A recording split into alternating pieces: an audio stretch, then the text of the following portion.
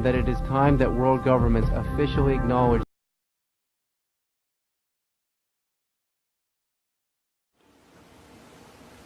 This is it, folks. This is history as big as history can be made. This is landing men on the moon. This is proving aliens exist. This is proving an alien was real 900 years ago and lived and died and was buried on this earth.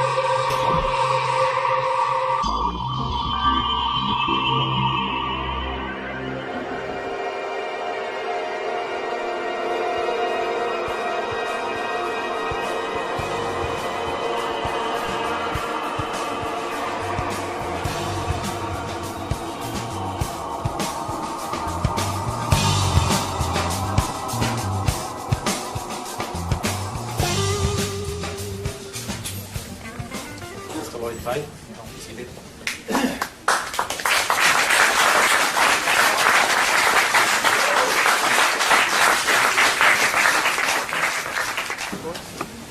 Folks, I don't know how much of that I'm going to repeat during this presentation because I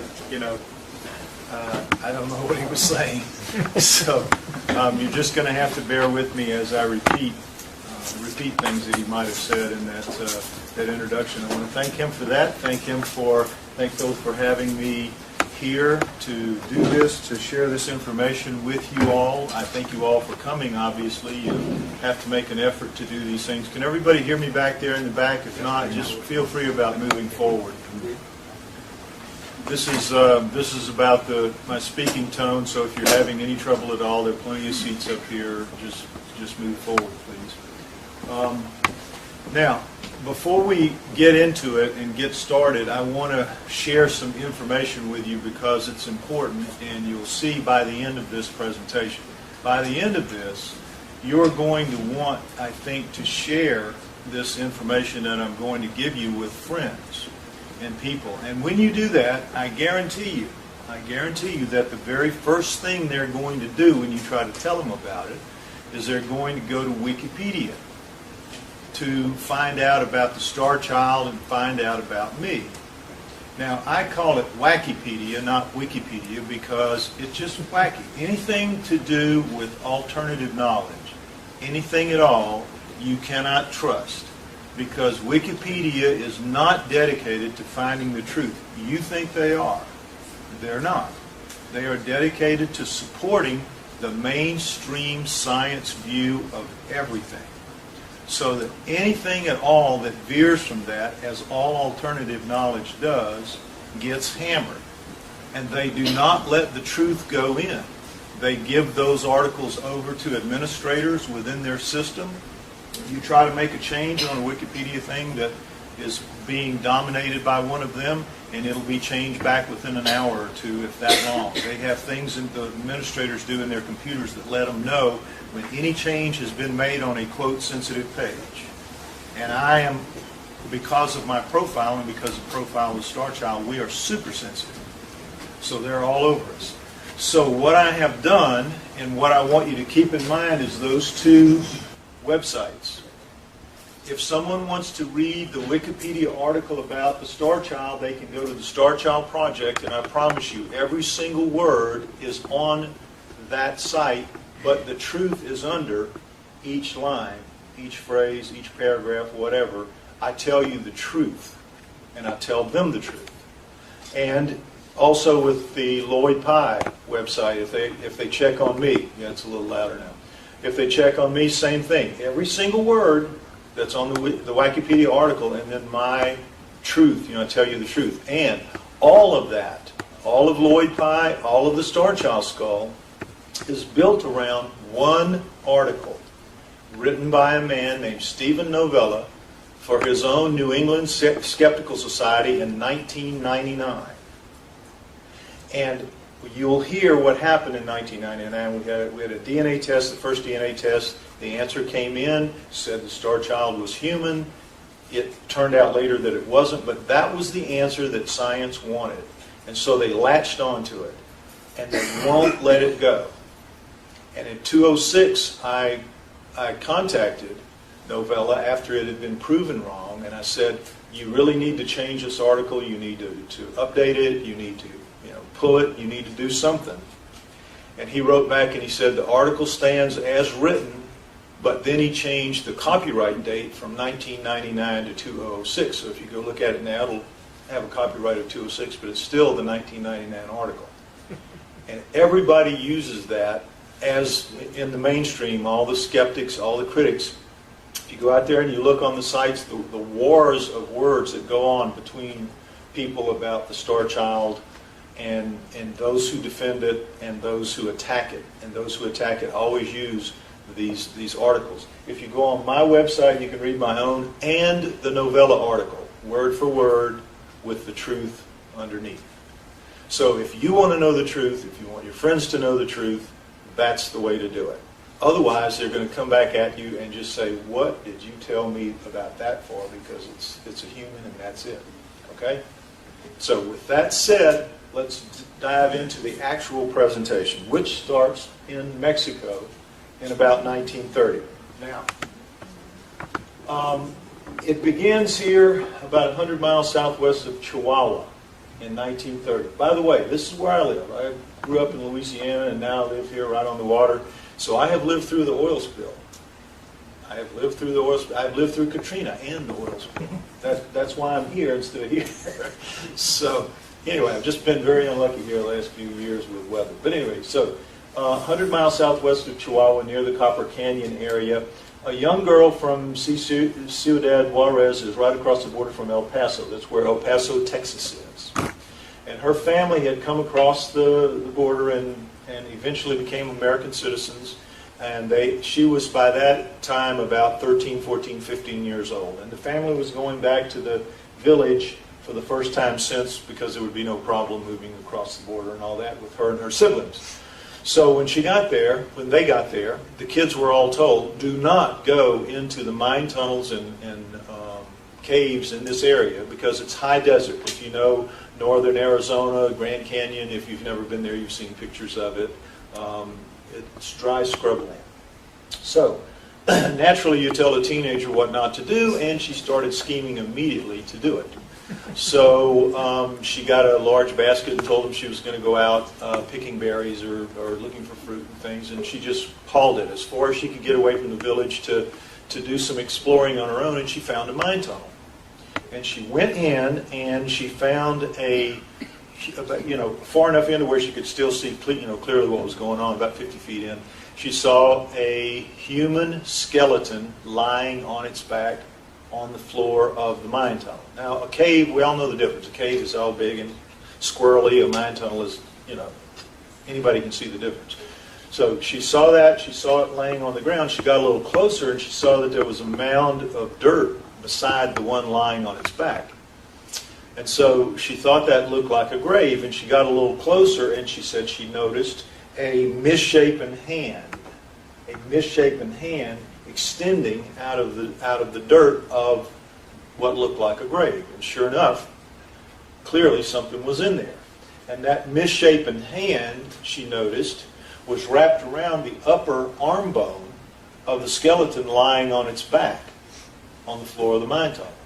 So when she got a little closer, she realized that the dirt was, still clumped and loose. If it's in a mine tunnel, there's no raining to compact it or anything like that. She thought, I could probably scrape it out. And she did. She scraped it out with her hands very easily. And she exposed another skeleton, which she said had a misshapen body. That's all she said.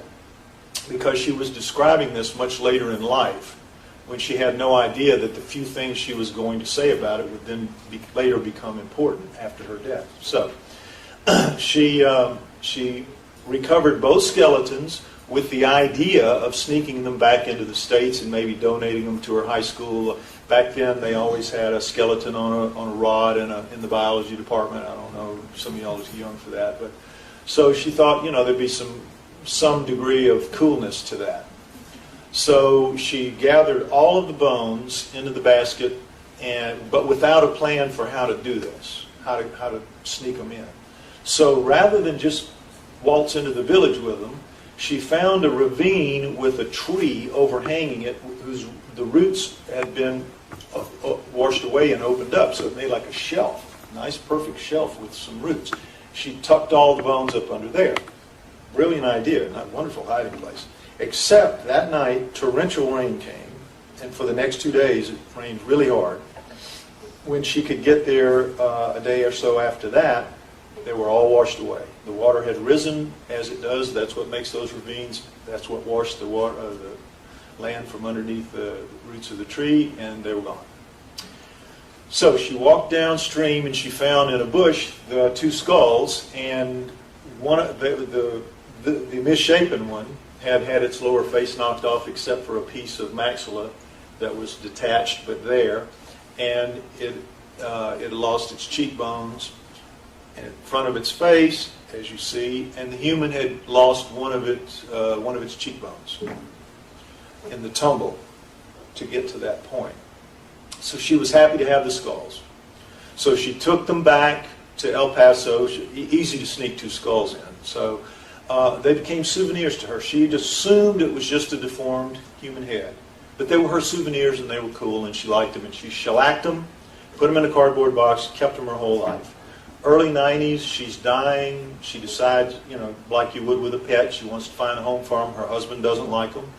So she asks friends, and through a series of friends, they end up with Ray and Melanie Young, who I heard their name anyway, so I know he mentioned those.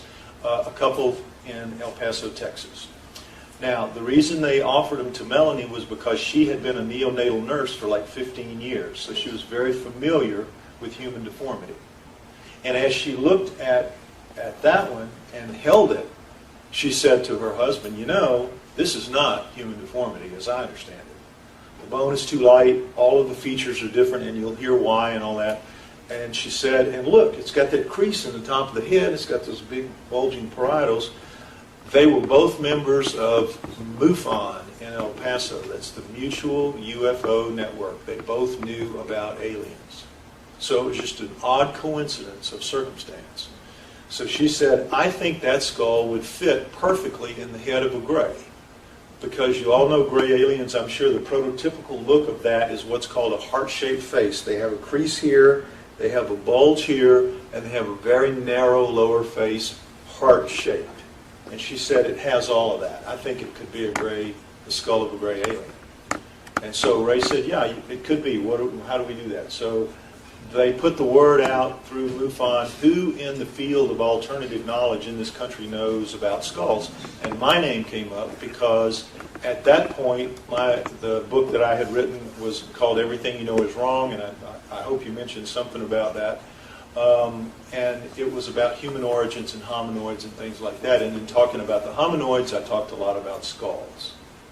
So that was how they called me in.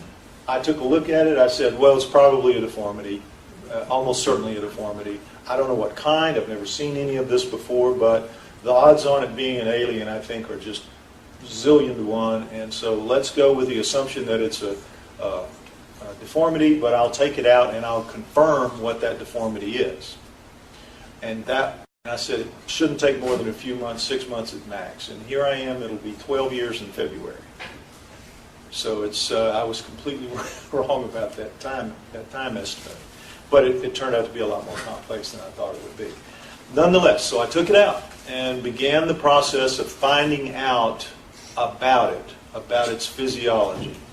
And that was a long, complicated, convoluted process. Well, let's start with looking at the front view. Now, these are the real ones. These are copies. These are stereolithographic copies, what you see up here and what you will hold. They're exact copies, I mean exact, as close as science can get them, same weight, same everything. But this is the real deal here. Now, if you notice, the differences are, and I can show you here with this, a normal human eye socket, see that? It's 2 inches, 2 knuckles. and that it is time that world governments officially acknowledge. You can see that it doesn't even go quite 1. It's very much shallower. So you have a real difference there. If you look at the brow ridges, all humans, all primates have varying degrees of brow ridges. You see those, you feel your own, everybody's got them. And then every human nose comes down, no matter how big your honker, it's going to have a little dip up here between the brow ridge and the beginning of the nose. Starchild has neither of those. It has no brow ridges, as you can see. I mean, you look at it, absolutely flat, and you see that its nose has no dip at all. It goes straight down. You'll be able to see it when you come up closer. But anyway, take my word for it. A complete difference there. There are no sinuses under here, as you will see in another slide. So we're already into some really significant differences. Now this is the size of it. It's a little smaller. As you see, it's a little smaller than a normal human head. All of us in here, we would have, it's about the size of maybe his head, approximately. I put Jaden Smith up here, 12-year-old actor in The Karate Kid, Will Smith's son. That's about the size. A 5-foot adult or about average 12-year-old. Now, this is the copy with the jaw that I showed you. And you can see that if it had eyeballs like we have, they would be bulging out like frog eyes. So it would have had a problem growing up in any kind of an atmosphere where there are other children with eyes like that. And we assume it had eyes because they're absolutely perfect in their design. And if you put your fingers in, you can feel ridges and dips exactly the same in both of them. So it's not a deformity. Its genes told it to grow in all of these different ways. And that's important. The fact that its genes told it to grow different in 25 major areas, which we'll see. It make sure that it's not, we think, entirely human. Now, here's another comparison. You see this line across where the nose bones connect into the brow, and you've got that piece right there. So we line those two up, excuse me, and this is what we get, and we can see the differences already. They're very dramatic. This goes from back here at the back end of the depth of the 2-inch cone that makes up a human eye socket. It's shoved down and inward toward the nose. So if the eyes are centered like ours, they're going to be here, and it's going to have a real big upper lid. If they have eyes, and if it's got eyes like ours, of course, they'll be sitting out, so the lids will have to come over. It'd be a pretty long throw to do that. We think it had eyes. It's got all the little points of attachment for muscles, but they couldn't really be like our eyes. But we don't know what eyes they had. There was a time when we thought, well, maybe it has kind of like bug eyes or something, where they take in a full 180 field of vision without moving. And the idea of the big black alien eyes, well, maybe that's what it is. Maybe they're all iris and they just see it all without moving. Possibility, but not sure about that. Okay, this is a profile view, and we begin to see some of the differences. Now, these are just the parts of a normal frontal bone, the parietals, the sphenoid, the temporal, and then the sutures, coronal sutures, like that. And we see that in the Starchild, and we see that the human found with it, which we know was an adult female. She had a concussion at some point that healed up right there. That's what that is. But we see, again, the brow ridge and the dip, and we see the lack of brow ridge and the no dip. So very different design there. The pieces, the parts are here, but they're in a different configuration. And obviously the ear hole is much lower, the mastoid bone much lower. This here, the pterygoid plate, I always have to mention that because everybody sees it and they say, what are those things sticking out like that? The pterygoid plate is just a bracing bone. You see how it braces up against this? If you take a real hard shot in the grill, boom! If you don't have those bones there protecting you, it'll jam right back in, go right into your brainstem and kill you. It's just a protective measure. Nature's wonderful in its design, it really is. Here we see the rear view, and this, oh, I'm sorry, let me go back because it's important to say one thing. See the Indian, this knot here, this is important to mention. Feel, everybody do this. Reach around the back of your head and feel this knot that we all have back here. That is where our neck connects to our head. All primates have that. If you've got a head sitting on a neck, whatever the angle, whether you're a quadruped, biped, whatever, you have that where your neck is connecting in with a couple of really big muscles. The Starchild does not have that. And not only does it not have that, it has a dent. You can see it very clearly and you can feel it. It's got an actual dent instead of the bump that it should have. A very significant difference. And as you see, it's missing. That's where it is, right there. Now, this is the occipital bone of a human, normal human, and this is its inion. This is the bump that you ought to have, and these are the fossa with the big muscle attachment points you see right there. Very normal, parietal, occipital. You see the Starchild's has been just like stretched upward in a completely different design, and you have this crease. You see the rounding of the crown, we all have that, but the Starchild doesn't. It has a noticeable, distinctive crease. You can't miss it. You can't miss it. And that's, again, a different genetic code, a different set of genetic instructions coming in to make it grow that way. Here we have a top view, and we see that the frontal bone, this is tilted a little bit, so, but you still see that the frontal area is a little smaller than normal, and the parietals are much bigger. And I always mention as a sidelight that Einstein had a little bit bigger parietals than the rest of us. And he was Einstein, so it can happen. Sagittal suture, this one, the red one, and coronal suture. All right?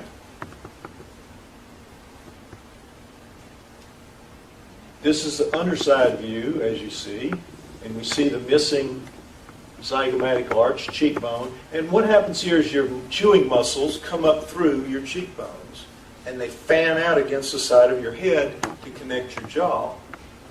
And so you can chew and do all the things that you do.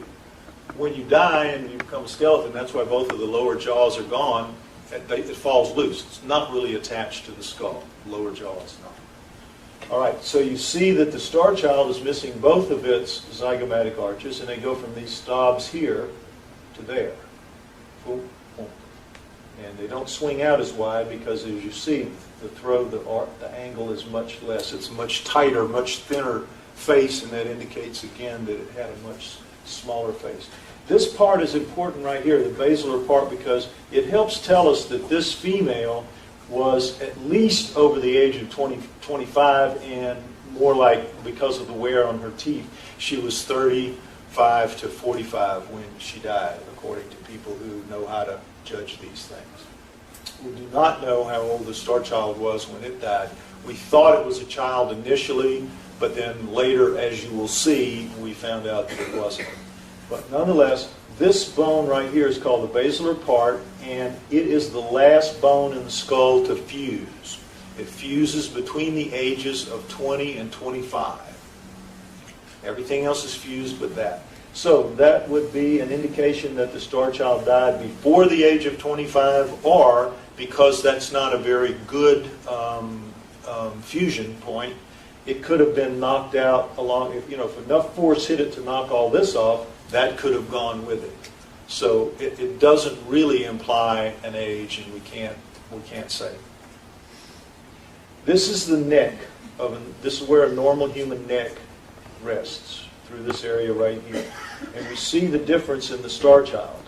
It's very much compressed and ovalized to about half the size of a normal human neck. A very different neck, and in a very different position, as we'll see later. This is where the connection points are, the fossa for the Starchild, because it's not up here at the inion. The muscles connecting the neck should go up through here, as they do with the human, as you see. All this area, and you see the Starchild is that much smaller. Again, very small neck. These are the zygomatic arches, cheekbones, and you see the small difference in the Starchild. Very much tighter, narrower face, as I said. Balance points of the craniums. Now this is interesting and important to understand. A human being is balanced well back of center, of the center point. It's like a fat kid and a skinny kid on a seesaw. And the skinny kid is the cause because we're hollow up here. We have big frontal sinuses in here. We have those big deep eye sockets that you saw taking up a lot of room. We have our nasal passages. We have our mouths. So from here forward, there's a lot of empty space. All this is just solid bone and brain back here. So the balance point has to be back from center for us to comfortably hold our heads upright on our spines and on our necks. That's okay? You need a break here? No. Now, with the Starchild, it's dead center. It's absolutely the foramen magnum, the opening where the spine comes in, has been shifted forward underneath by about 1.5 inches. Very noticeable. And with the extension back here of the parietals and the lack of sinuses, eye sockets, and very little in the way of nose and mouth, as we'll see later, the balance point has to go forward. And look, lo and behold, nature somehow figured that out and gave it perfect balance point front and back, and side to side. Isn't that remarkable? If you're going to get a deformity, as science says this has to be, as you will see later, science answers everything we say about the Starchild with just saying it has to be a deformity because there's no such thing as aliens. And so if it's going to be a deformity, how would the deformity know to do all these things different and yet make it all mix perfectly? Now, this is really interesting. When I took it finally to a brain specialist who would talk to me, and understand, when I would take this out to specialists, it was I would get maybe 1 or 2 out of 10 that would even talk to me and tell me anything. And most of them would say, okay, well, I'll tell you what I know, but you can't use my name. Very few would let me use their names because there is an absolute restriction among mainstream science for having anything to do with certain forbidden subjects like UFOs, like aliens, like Bigfoot, like hominoids in general. Anything like that is verboten, and they have to think long and hard before they'll even talk about it, even in private, even with a guarantee that you won't reveal their name. They're still afraid to do even that much. That's how vicious are the people that patrol mainstream science and make sure that everybody toes the line as they're supposed to. So, I'm talking to this guy and he's very negative about the whole thing, but he's kind of willing to talk as long as I won't tell his name. He just got into it. He just started grumble, and wow, this is really weird. So this is what came out of it. He wanted to measure the craniums to see how big the brains were, right? Now, as we sit here in this room, we're all about 1,400 cubic centimeters. That's the average, 1,400 cubic centimeters. But because these were small, he said these ought to be about 1,200, about his size, about 1,200 cubic centimeters. All right? So he took the human brain and you put a bag in and you pour flaxseed in, you pour the flaxseed out and you pour it into a measuring thing and you can tell just how much. Measured it out right at 1,200. He's a brain guy. He knows what he's looking at. So he said, well, that ought to be 1,200 too. So pour the flaxseed in, pour. It's about 1,200. Pour. Wow. Pour. Wow. Pours it out. 1,600 cubic centimeters. Now, figure it out because we haven't yet. 1,200 cubic centimeters in a brain in this head, or a head like this, 1,400 cubic centimeters in all of ours, and somehow 1,600 cubic centimeters in here. Now, it really doesn't make sense for a number of reasons, and we still don't really understand it.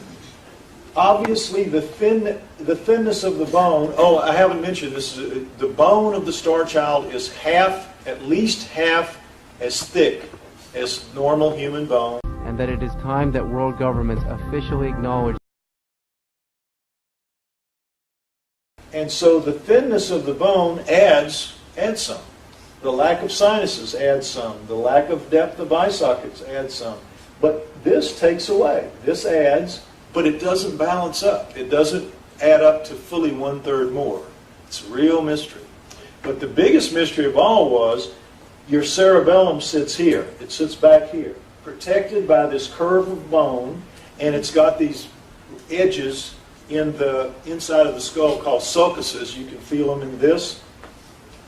Got to be real careful if you do this, but if you have a need to, they're in there. And so what it does is it holds the cerebellum in place, because that is your software of you. It is all the things you do that are not part of thinking. It's your breathing, it's your blood running through your body, it's your urine being made, it's just all the things that your body has to do that you just can't, you don't think about. It is you. It is like 80% of everything that you do. That little thing, that thing the size of my fist does it. Cerebellum, right back there. Very well protected, very well braced up. But in the Starchild, he noticed that those sulcuses are just like with the missing Indian, they're worn down to almost nothing. And because of the design of this, he said, you know, that brain should have slid right out of the foramen magnum. The way it's designed, and all that extra bulk to it carried back there. Because when you have hydrocephaly, for example, where you have great pressure in your head, that's what kills you. It's the pushing of your cerebellum out of your foramen magnum, and it kills you. So he said, that brain, that cerebellum it's just not there, or it's made of a material that is very unlike our brains. It's much harder. Wow. That day I walked out, I had slowly been moving away from the idea that it was a deformity. When I walked out of that meeting, I knew it wasn't a deformity. You can't have that, a different kind of brain, and be a human. So, this is the chewing muscles that I mentioned to you, and you just can see the line, actually, in life, in the real one. You can just see the demarcation very easily, and same thing with the Starchild. Reduced by half. Again, a very small lower face, exactly like the aliens. Raised. Exterior surfaces, this is amazing. Now, this is the exterior surface of the bone. Starchild. Needs some explanation. You've all heard the story that our bodies change out completely every 7 years. Have you not? We're new physical beings except for our brains. Our brains don't change, but every other part of us changes out within every 7 years. And the way it's done with bone is through these lacunae. Some of them are where the cells here transfer over, slide over, it's amazing, and go in to be destroyed, to be recycled. And others of these holes are where the new ones come up to replace. Right? Absolutely essential. Got to have them. Got to have them if you're going to be a primate on this planet. Well, am I? So if this is a deformity, where'd they go? What's that about? Now, talking about the bone earlier, it's half as thick or less, weighs half as much, but it's very, very different. This is human bone composition in a mass spectrometer. The spikes are at carbon, oxygen, phosphorus, and calcium. And the rest of them down here, sodium, magnesium, aluminum, like that. Look at Starchild. Big spike in carbon and oxygen, lower in phosphorus, lower in calcium, which means that it has a much higher level of collagen. Where's the highest the highest amount of collagen in your body? In your teeth. The Starchild's bone is made of tooth enamel. And as it turns out, it's much harder than normal human bone. Weighs half as much, half as thick, 2 or 3 times as hard. Big surprise. Big surprise. This is the detached piece of maxilla that I was telling you about, as you can see, there was yet another tooth here that was broken off. But nonetheless, here they were before this one was sacrificed to testing. I'll tell you about that later. And this is the roof of the mouth. It's only 1 inch. 1 inch. Really, really tiny. And guess what? Flat. Totally flat. Roof of the mouth, flat. So, did it have a tongue? Well, if it did, it was really small, like a bird tongue or something. You got to have some arch for that, for your tongue to fit. So, when we first got it, the first test we did, the first test was X-rays, obviously, this, the obvious and the simple one, and we saw that it had teeth in the upper part, 5 teeth. So the radiologist said, "Oh, well, you got teeth down, you got teeth up. It's got to be a child, about 5 or 6." So we didn't know any better. We said, "Okay," called it the Starchild. Big mistake, huge mistake, because that immediately prejudiced all scientists against us, because they said, "Oh, well, you think it's an alien. Can't have anything to do with you." And that was it. It was a big mistake. And I've lived to regret it many a time. But as you see, teeth up, teeth down, but we found out later that the teeth are so worn, heavily worn. See these chips in the enamel here? You see these cracks? That's called crazing. That's worn teeth. It's not flat like the female, but they're heavily worn. It's hard to imagine a 5 or 6-year-old with a face that small generating enough torque, even if it's eating sand every day, to do this. But, grinding corn on stone mortars with stone mortar and pestle, that's going to put grit in the food. But when the expert said, "No, that's adult level wear and tear to get it up to that." But also, too, when they did pull the tooth out to test it, this was it. And I remember them saying, "Boy, man, that thing was hard to pull out. That was hard." It just flew over my head because it didn't mean anything to me. I didn't know what it meant. But when a child has teeth that are 5 or 6 and they're ready to come out, those roots go away. They absorb into the body. You ever notice when a kid's tooth comes out, it's just the crown. And when the teeth come down from the top that you saw in the X-ray, the roots grow as they come down into position. That's how it works. I didn't know any of that, but I found it out. So anyway, it wasn't a child. It was an adult of some age. We don't know what age. And still don't. Now, how does science explain it? Well, it has to be a deformity. First and foremost, has to be a deformity. So, what are the deformities? Well, it was cradle-boarded. A lot of them will insist that still to this day, that it was cradle-boarded. Because why? It has a flat rear of its head. Cradle-boarded. It suffered from hydrocephaly. Why? Because it has expanded parietals. It has some swelling in its head, so that means it's hydrocephaly. Or it suffered from progeria. You know that Tom Hanks movie, Shipwrecked or Washed Away or whatever it is? You remember where he says, "I have made fire"? You know that part? Well, scientists are like that. When they come up against something they don't really understand, they scurry behind something called Occam's razor, which is that the simplest answer is probably the right one. And they come up with these numbskull simple answers, and it's like, "I have thought of a simple answer," and that has to be it, because they thought of it. And all of these from the very beginning, that they've said it, every deformity. We have experts, we have real experts, over a dozen, that worked it over. You can go on the website and see their report. Experts have said that all of this, there's no deformity, there's no combination of deformities. Those reports are totally ignored. The Stephen Novella report is used by everybody as the single reference against it. We are well documented now, as you'll see if you read those articles that I told you about. We have footnotes out the wazoo on the Starchild one. So, you'll see very quickly what I'm talking about. Cradle boarding. This is when you tie a baby's head in a primitive society to a board so the mother can put it on her back and do her daily work and stooping over and doing the things they have to do, crops, whatever. And if you have a baby on your back and its head is not strapped down, its head will do like this because it's very weak, very big head relatively speaking, and it'll hurt its neck and probably kill it. So they strap the baby to, this is just a Navajo, but any culture that does it on a board, this is what you'll get, a flat head. This is the human found with the Starchild X-rayed, and you see that she was indeed cradle-boarded. This is what a real cradle-boarded head looks like. And it always, always, always stops at the inion. Why? Because you can't go past that knot back there, because then you're into tearing the muscles off the neck. tearing the neck muscle, off the skull. So it always stops here. It always looks like this. It's always about as big as the palm of my hand.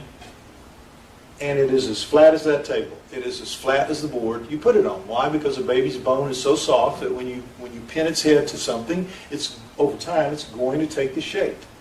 So they come out, a cradle-boarded head, and sometimes you can see, if you're walking around in an airport, you'll see some just really flat heads in back. And those were kids that still to this day could have been, especially in Mexico. You'll see that sometimes. But anyway, there you go. Truly cradle-boarded head. But here's the real kicker on, look at the Starchild. Look at the convolutions. You can see them and you can feel them. It is not as flat as a board. Not even close. Not even close. So when I would point these things out to people who would try to tell me it was cradle-boarded, they would get very upset. But when I pointed this out to them, they would get really upset, because if you look at this, this is looking ahead, but if you're going to cradle-board a kid and you've got to stop at the Indian, you're going to crank his head back a little bit. But that's good, because he can breathe and everything. He's okay. You did that to the Starchild, he's choked in minute 1. He has strangled. He's dead the first time you try to do it. You couldn't possibly have been tying that head to a board and had it live. You show this to them, they get all grumpy and it had to have happened. So, it's just so funny to watch these guys squirm. Anyway, the Starchild is a hydrocephalic. Well, you all should know what a hydrocephalic is. It's water on the brain or in the brain. And if you get that, it means your spinal fluid is not, it's not water, it's spinal fluid, but it's called that. And your spinal fluid is not draining out the way it should. And in the old days, and as Philip said, the Starchild it died 900 years ago. We had carbon dating, and it said that it died 900 years ago. So there were no shunts. They both died 900 years ago. They were both carbon dated at 900 years ago, plus or minus 40 years. And they were carbon dated at separate labs at different times. So there's just no doubt they died together approximately 900 years ago in that mine tunnel, the way the lady told the story. So, when 900 years ago there were no shunts. Now, kids born with it, they can shunt it, and they can live reasonably normal lives. But what it is it's like blowing air up in a balloon. Really, it's uniform. The pressure is uniform. There's no pointing the pressure in any particular direction. So you're not going to get a crease. A moron can see this. A moron can see this. You're not going to get a crease, and you're going to get splits in the sutures from the pressure. And there are no splits in any of the sutures of the Starchild. Now, experts know this. They know this, and they'll still sit there and argue with me about it, because they have to come up with something. And so they'll just rally in behind some stupid idea like this, and they just will not give it up, no matter what. All right, now, here's another point of interest. You see these veins, that's the brain pressing into the bone of the skull. Clearly no water, no fluid on this brain, and you see the Starchild has the same thing. Could have been fluid in the brain, obviously, but not on the brain. And that's the more common one. Okay, so progeria. Now, this is the latest fad among the skeptics and the experts. This is the one you'll read on Wikipedia. I've hammered them so hard on the cradle boarding and hydrocephaly. They've rallied behind this because it's so exotic and so weird. You've probably heard of it. When a kid is born with this, male or female, they in the womb they start aging rapidly. And they'll generally die before the age of 10 or 12, like that, because they're aging at a very accelerated rate. So, but still they're human beings. They have human eyes in human eye sockets. They have brow ridges. They have noses. They have ears. They have a neck, a normally placed neck, but a much smaller face. And the heads do look swollen because the face is so down, and the bones do thin out. There's no question. So it has some of the things that the Starchild has, but it also has the roundness. It doesn't have the creases and do all that stuff. And more importantly, the bones, as they thin out, what happens to the bones of old people? They get brittle. They do thin out, but they get brittle and weak and they break. And that's what happens to these kids. They're very fragile. And so there's the Starchild with its bone. And that it is time that world governments officially acknowledge Algeria, just because they have to come up with something to explain it. They just can't acknowledge that they've got a real problem explaining this thing. All right, now here we have the front view x-ray. You saw the side view x-ray, and these are the eye sockets, and this is the frontal sinuses of a typical human. This is where they are and what they look like. And as you see in the Starchild eye sockets, there's not even a vestige of a frontal sinus. Now, that's extremely unusual. What do you think your sinuses are for? You think they're for something to do with cleaning the air that you breathe, or in some way protecting you from bacteria or germs or something like that? Not true. Not true at all. What your sinuses do is they allow you to talk, to resonate the way I am speaking to you now. It gives your voice resonance. Because if I had no sinuses at all, my voice would sound something like this. I would sound more like a robot or something like that, because there would be no resonance. Now, are you seeing a pattern here? Think about it a minute. You've got no resonance to speak. You've got a very small mouth, very small tongue, very small neck, very big brain. What does that suggest? Communication by telepathy. Does it not? It's got everything it needs to communicate telepathically. And yet it's got teeth and it eats because we can see that it did. So that kind of weighs against that, but it's just something to think about. All of that unique set of traits that it has, because everybody says when they're taken, when they interact with grays in any way, it's always they communicate telepathically. Something to think about. All right, this is a CAT scan of the Starchild's head. And this, while not a human inner ear, this is the size of a human inner ear. And this is the size of the Starchild's inner ear, twice that size. And the people that have looked at this who know about it, they say, no idea. No idea. Maybe because it has that bigger head on that little bitty neck, because that's a balancing mechanism. Maybe it needs a better balancing mechanism for that. Don't know. But it is unusual. Now, you've all heard the stories, I'm sure, of the women who claim that they are taken on board a UFO. They are made pregnant. They come home. There's no doubt that they're pregnant. They go, they get a sonar scan. They're pregnant, frequently with twins. And in the 4th month, always in the 4th month, they come, they get it, they take the fetus, and the woman wakes up with every sign of a miscarriage except no fetus. She has been harvested. And I don't know how much you know about that, but it goes on in many countries, and it's happened. It goes on in your country. And it happens on a regular basis. Women don't like to talk about it. Men like to talk about it even less. But it happens to men as well, because they take sperm from men. They take eggs from women. They make them pregnant. So, a woman named Josie Galante, in Taos, New Mexico, this happened to her in 1990. She was harvested in 1990. And always, always, they will come back and get you when your hybrid child is somewhere between the age of 5 or 6 or 7 or 8, and there are even reports of them getting them at 10 and 12. But generally, it's when they're younger. So she was taken on board in 1995 to see her 5-year-old hybrid son. And she was told to spend time with it, play with it, get to know it, which she did. And she came to believe that it was her child, as they always do. Now understand, these women and these men, when these experiences are over, the aliens do what's called, they put a memory screen or a memory block on them.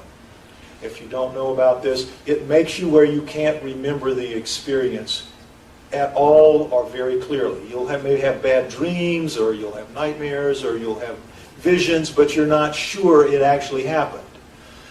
But all of us are different. And so some people come through that experience with a much clearer vision of it, maybe halfway.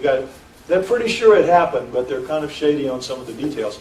And others come through it with really, really good memories of it, like they didn't even put a screen on, like they might have forgot or something. They can just remember with astonishing clarity every little detail. That happens too. So Josie was one of those people who had a really good memory of it.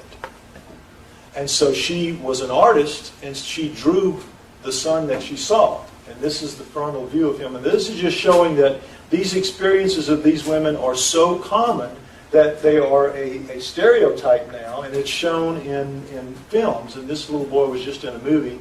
They bulked his head up, and they gave him that scraggly blonde or scraggly, dirty-looking hair that all the women described, that the kids look bad, and their hair is so thin and unkempt, and it's clear that they're hybrid something. Their eyes are a little different. This kid, of course, they couldn't do much for his eyes, but you get the idea. I'm not just making this up. It is a common thing that goes on out there, whether you're aware of it or not.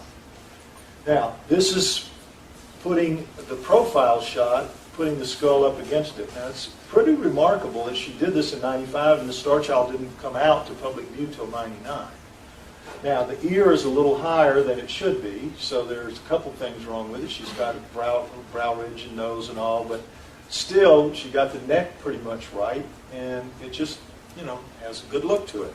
Now, another guy contacted me, and he said, in 78, the story about the lawyer? And I said, no, a lawyer had been taken on board, and he had a good memory of it as well. So he paid to have a sculptor work until he got what he believed were the graves that took him. And these eyes are pretty good, because remember we talked about the Starchild. It would need, the eyes are going to be down here. They're going to need a pretty big eyelid to cover over, and sure enough, and he's got it up until the cheekbones. The cheekbones are too big, but still, this looks about right for what you would be looking for, except the neck is too big, but the ear's in the right place. No crease in the top, but still, there are things wrong in each and some things right, but it's an interesting blend. 95, 78, 99. What are the odds? Now, these are some images that come from various graphic artists who have tried to, or artists who have tried to depict what the Starchild might have looked like, and so I give you a variety, and you can take kind of your pick. This is a magazine, excuse me, a magazine cover where the graphic artist took his daughter and just morphed her face. Now, of course, you can see the eye socket and the eye don't match up, but still, it's a pretty interesting technique, and I leave it on there because I think it was a great idea. This is Mark Savy, and you'll see that he did a really interesting way of going about trying to make it all work out right, but he forgot the crease in the top, and he's got a much, much too heavy lower jaw. But still, it's a pretty interesting look when you lay the skull kind of underneath it. But now, Rob Roy Menzies does a fusion of the X-ray too, but he took the X-ray and he just built around it. And when he sent me this, I said, God, could you make it look a little less annoying? So he sent back the final version. After we worked on it, we got this. Now this is, you might recognize the version on the book Communion by Whitley Strieber, the famous book Communion by Whitley Strieber. This is the iconic look of the gray alien. No crease, just this is it. Jumped off millions of book covers into the minds of people, and this has become like the image of the gray, except for one thing. This was done by a graphic artist whose assignment was to give me something that'll scare the hell out of people from the book publishers. And so he did. But it actually looks very little like a real gray. Very little. To my surprise, when I heard this story, I was like shocked. But I heard it from Bud Hopkins, the man himself. I mean, Bud is one of the top regressors of people who claim they have these events. He and Dr. David Jacobs are the two leaders in this field.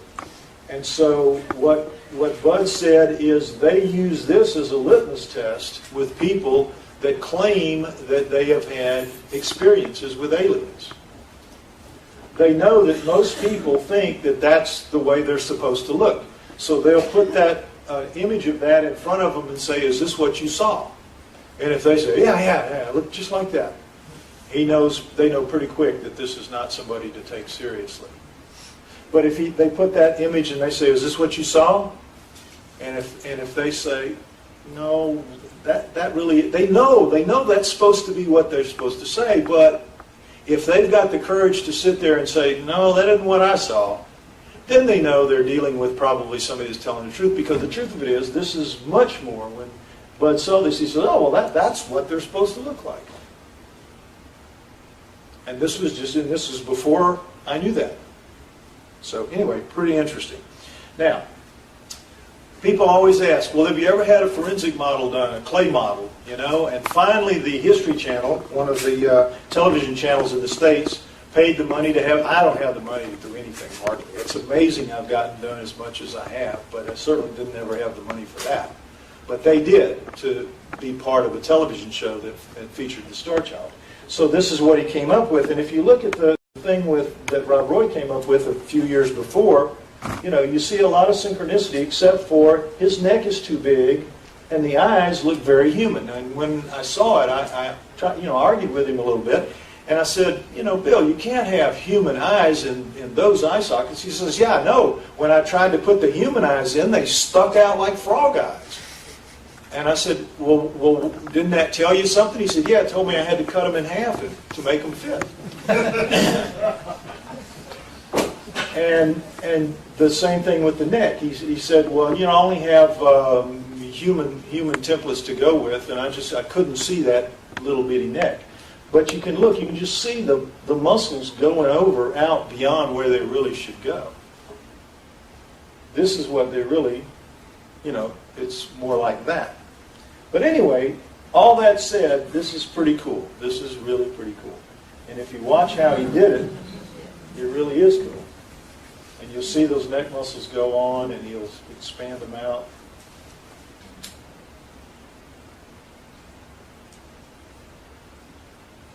Yeah, pretty cool. Now, look around beside you. If you see anybody sleeping, wake them up, because I'm going to do it again, because it's really cool. Now, one of the things that people always talk about and people always ask me is, it looks so, human enough. Is it possible, would it be possible for for aliens to walk among us and not be seen, not be noticed? Well, it is possible. So if you see anybody that looks like this, let us know. Let us know. It could be. Okay, getting serious again. Two things in the Starchild skull are not found in any other creature on Earth. It has unknown fibers that are embedded in the matrix of its bone, and it has unknown red residue that's in its cancellous holes.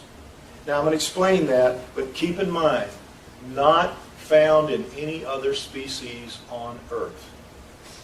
All right? Now, this is the cuts in the skulls for the DNA testing. We'll talk about that later. But the Starchild on the left, human on the right, just to, again, show you the difference in the thickness of the bone. And yet the Starchild is much harder. It's very dramatic, as you can see. So what we're going to be talking about is what got cut out of here and put under a scanning electron microscope. And when it was, they saw this and they said, well, what the heck are those? They are fibers buried in the matrix of the bone, pulled out by a Dremel blade. A Dremel blade is a blade, a high-speed blade used to cut bone out, and it would cut your finger off like it wasn't there. Probably cut your arm off. Dremel blade. They are bad news, and yet these fibers resisted the blade. Not entirely, but some of them did. Plenty of them. And when you look at this knot here, this is really amazing because you can see there are different kinds of these fibers. Now, first thought is, well, maybe there's something that grew on it, like molds or fungus or, bacteria, something. But you take it to a mycologist, as we did, took it actually to a group of them. They said, no, we've never seen anything like that.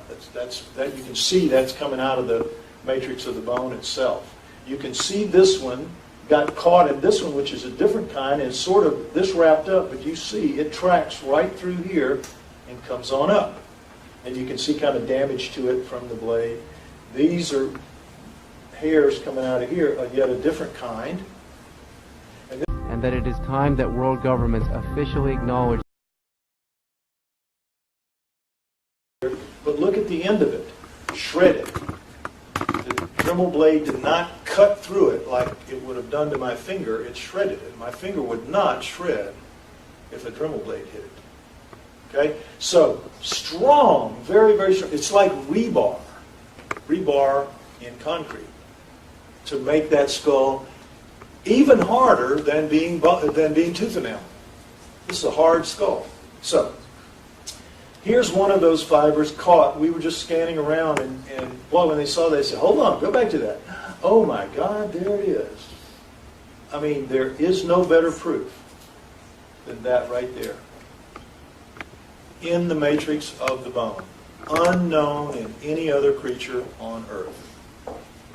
Okay, now this is bones cut but not polished. When you run the Dremel blade, you see the marks of the blade, circular blade cutting through, you can see it. Well, this white stuff, this powder here, is the bone powder that the blade is chewing up and kind of putting in the air when you cut.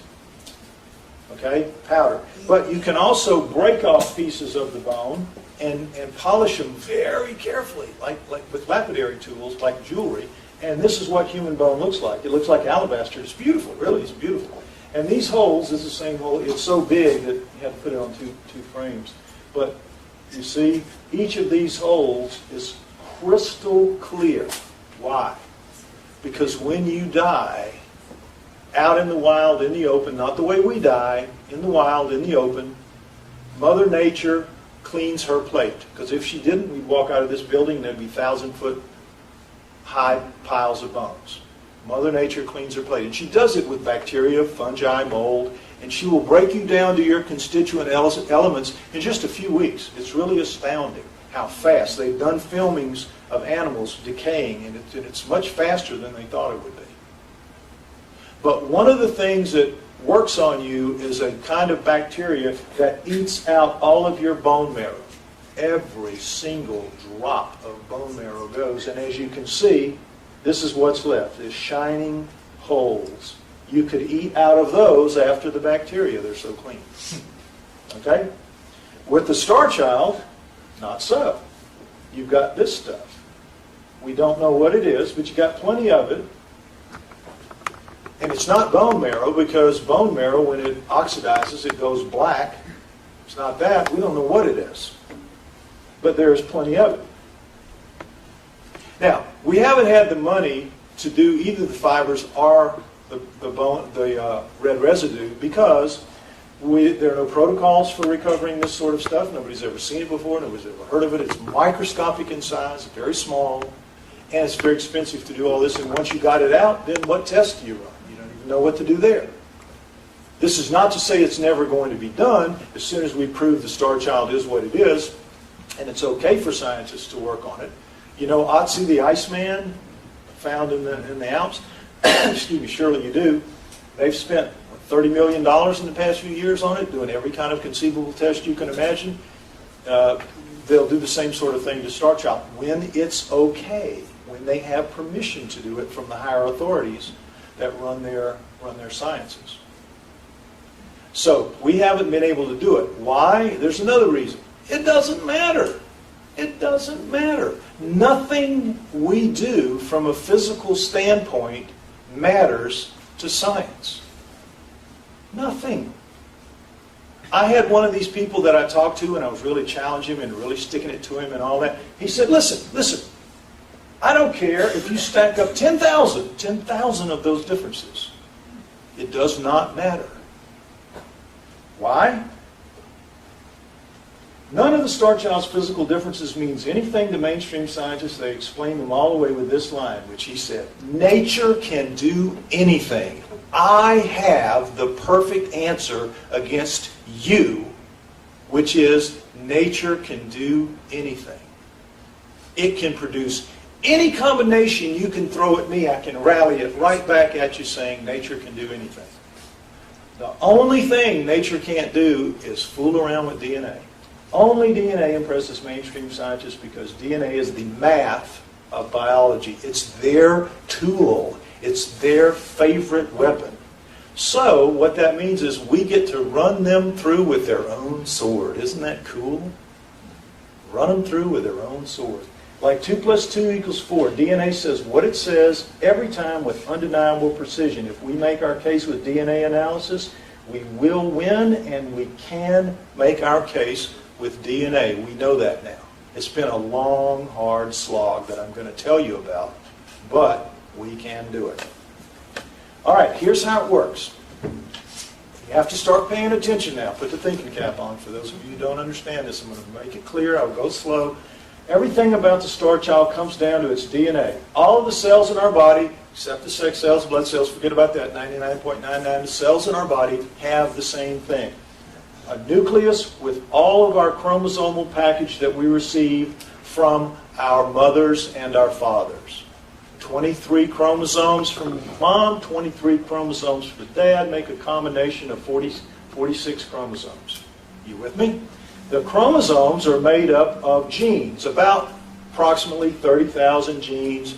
They argue between 20 and 30,000. 30,000 is the high side, 20,000 is the low side, 25,000 is an average. Okay? Still not exactly sure. The genes are made up of the coiled strands of DNA. The coiled strands of DNA are made up of the nucleotides, A, T, C, G, to make these things, which are base pairs. Now, we'll see base pairs in a little more detail, so you have to understand base pairs. Base pairs are rated in genes. Thymine, adenine, guanine, cytosine. There are four nucleotides that make up everything that lives on this planet and probably on all other planets. Life is very probably ubiquitous, and it's based on these four nucleotides, which always combine with each other, these two together, to make what are called base pairs. And every gene has so many base pairs, and every chromosome has so many genes like that. You with me? Base pairs are important. Now, how does the base pairs work? How does DNA work? There is nuclear DNA and mitochondrial DNA, two types of DNA. Understand them. Mitochondrial DNA, this is a cell, like any cell in your body, and you have cytoplasm in here. Imagine just like jelly, and the nucleus is floating in the jelly. Floating within the jelly itself are these things which are called mitochondria, and they come only from your mother. Why? Because it's her egg that passes into you and becomes you. So her mitochondria becomes your mitochondria. As we all sit here today, we are carrying the same, basically, mitochondria as our mother, our grandmother, our great-grandmother, our great-great-grandmother, our great-great-great-grandmother, our great-great-great-great-great-great-grandmother. It passes down with very little change. And because of that, they are able to track back when the first of us began. And this is a little sidetrack. I'm sure most of you probably believe that it was some millions of years ago because we supposedly evolved from a common ancestor with chimps, and it broke off somewhere between 5 and 8 million years ago. But when they did the mitochondrial DNA studies in the mid to late 80s, they found that no, it didn't go back millions of years. It went back only 200,000 years. We don't exist as the way we are until about 200,000 years ago. Big surprise. Big war between the anthropologists who had the bones that insisted that it had to be done by evolution, and we had the geneticists saying, doesn't matter what you say, we've got the evidence here. And guess what? Because of DNA, because of the power of DNA, the geneticists have won and just have beaten the anthropologists bloody.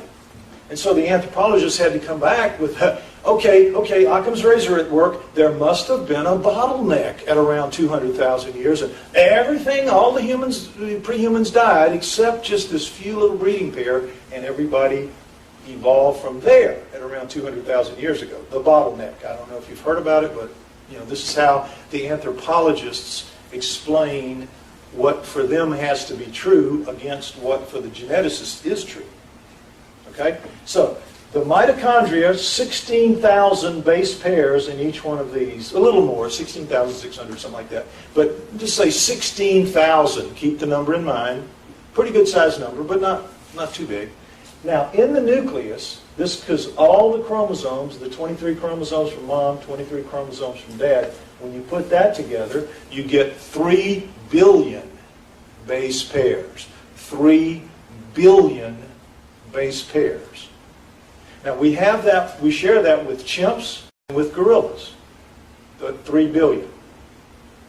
Keep that in mind, because it brings up an interesting point in a minute. So, understand mitochondria from mom, nuclear from mom and dad. Will be important. There will be a quiz. DNA arrayed in a gel sheet. Now, you've all seen CSI, I hope. Do they have CSI here? The CSI shows, okay. So you know what gel sheets look like. This is how it always looks. You have the person who's doing the test puts a little dab of their own DNA in it so that they know the gel sheet is working. Okay? They do something else called primer-dimer that sits off kind of by itself like that to also show that it's a live gel sheet and that it's working. And this is what it looks like. A certain part of it, okay. Now, let's start talking about the Starchild's DNA. By the end of '99, I knew that I wasn't going to ever prove it with the physical differences. I had all those physical differences lining up and people saying, I don't care if you throw 10,000 at me, it doesn't matter. I win because I'm the authority and I have nature on my side and nature can do anything. And so I would say, well, what would impress you? And they always would say the same thing. Well, DNA, show me some DNA. Well, they would say that because they knew there was no possibility. As we say in the South, damn bastards. they knew that it couldn't be done at that time. There was no human genome at that time in '99. So it was like, oh yeah, got your DNA. Not imagining that here we are 10 years later and there would be so many changes. So at the time, what I needed to know was the DNA even there? Was the nuclear DNA even viable? Because what they were telling me is, if it was buried for 900 years, even in a mine tunnel, there's going to be some degradation, and 900 years makes it really ancient DNA. 50 years is the cutoff point. Anything less than 50 years is reasonably easy to handle. Anything after 50 years is ancient, and it requires much more sophisticated handling. Because when you get samples, if you get even a droplet of breath, even a flake of skin, ruins the sample, contaminates it.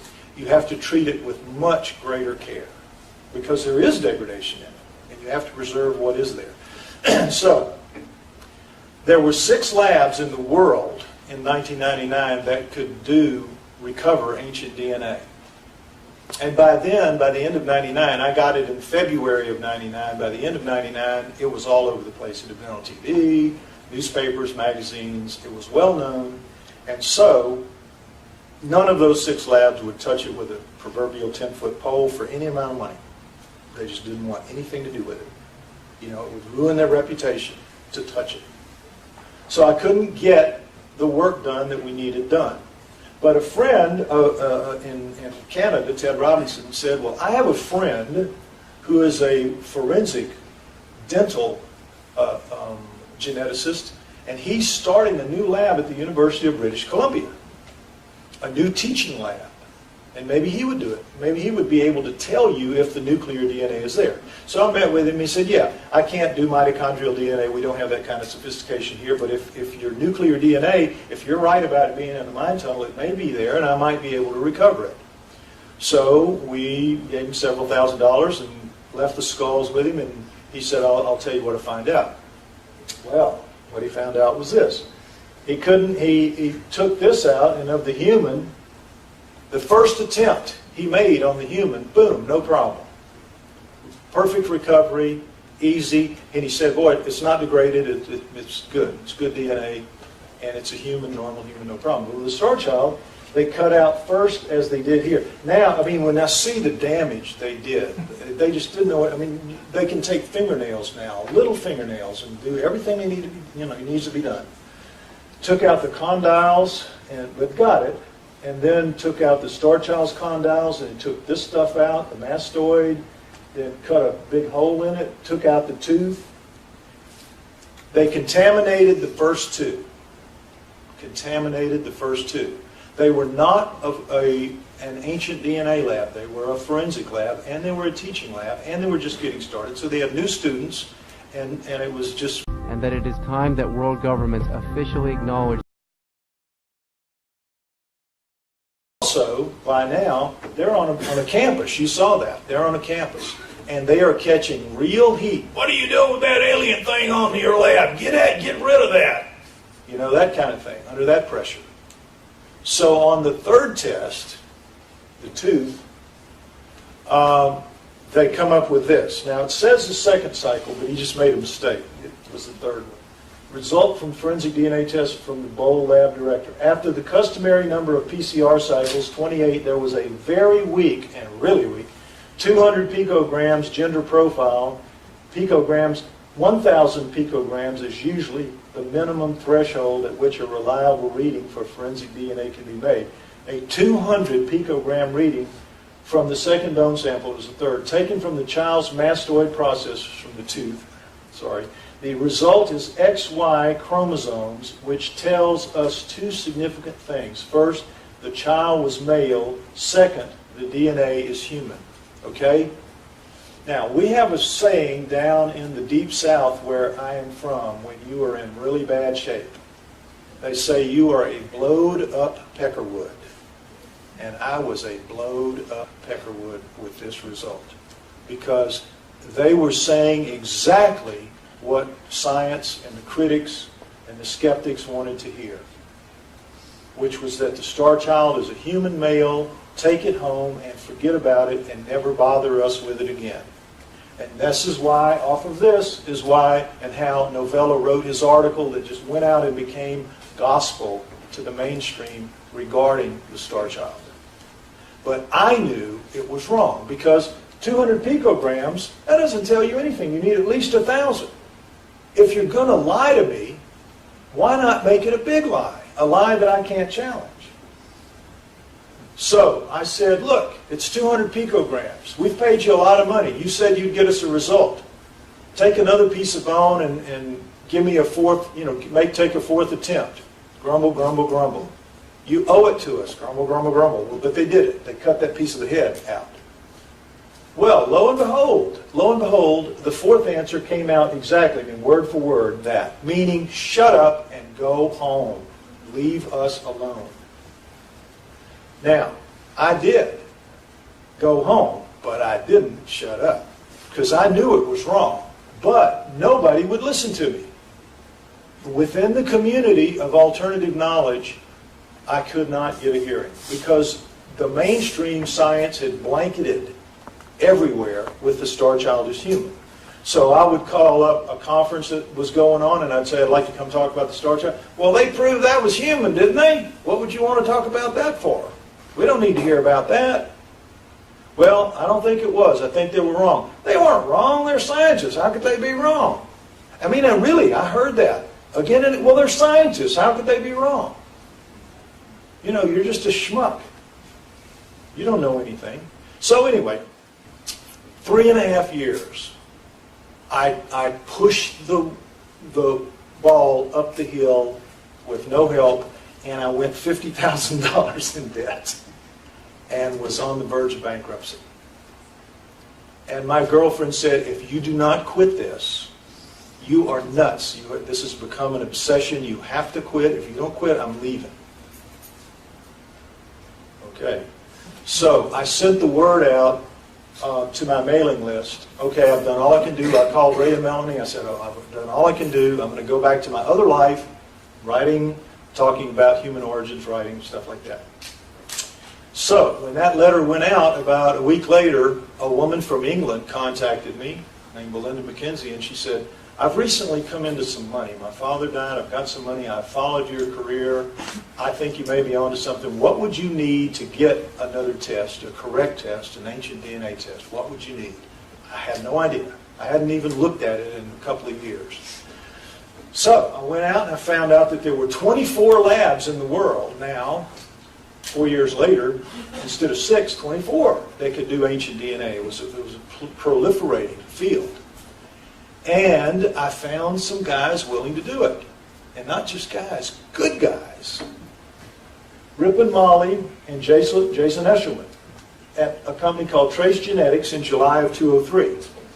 And these guys were good. They had an absolutely functioning ancient DNA lab, and they were so good that they had worked on the Kennewick Man. If you've ever heard of the Kennewick Man, the famous skeleton, as heads are nodding, it was a skeleton found in Washington State in America that looked like Captain Picard when they did the clay model of it.